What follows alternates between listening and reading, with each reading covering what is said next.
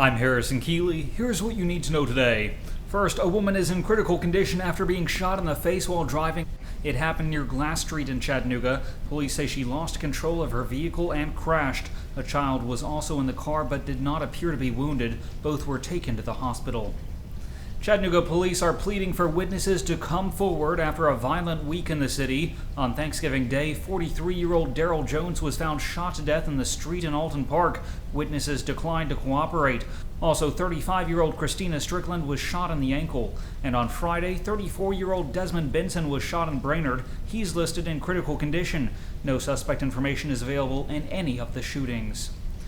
A pedestrian was struck and killed in downtown Chattanooga Friday. Police say a man was trying to cross Highway 27 near the Main Street exit. His identity has not yet been released. A mailman is arrested after authorities say he tried to inject himself with heroin in a church parking lot. 50-year-old Gary Lee Thompson of Ottawa was on the job at the time. He was found sitting in his truck at Christ United Methodist Church on East Brainerd Road. Thompson is charged with drug possession. The Hamilton County Jail is now so overcrowded that inmates are being kept in shower stalls. The jail has failed to meet minimum standards for the second time this year. Inspectors say staffing is low and security for staff and inmates could be compromised. A 56-year-old man was stabbed on the North Shore just before Thanksgiving. Danny Henderson was stabbed in the abdomen near Walgreens. He was taken to Erlanger.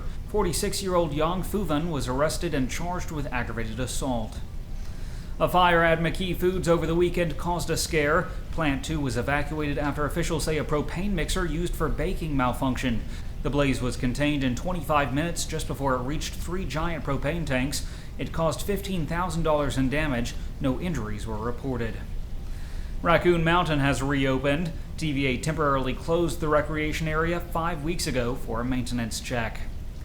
Watts Bar nuclear plant has been ranked the 8th biggest boondoggle in the U.S. The Unit 2 reactor got its operating license last month, nearly 43 years after construction began.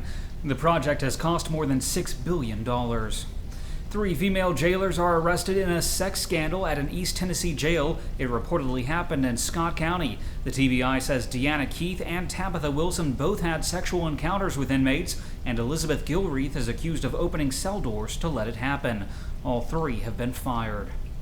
The Comedy Catch has reopened at the Chattanooga Choo Choo. After 28 years on Brainerd Road, the club has moved into the old Station House restaurant space.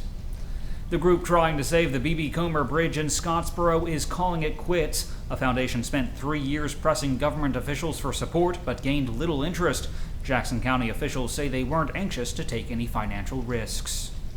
Downtown coffeehouse Greyfriars has moved. It relocated from Broad Street to a larger space a block away on Market Street. It's now near Techtown and the Sports Barn.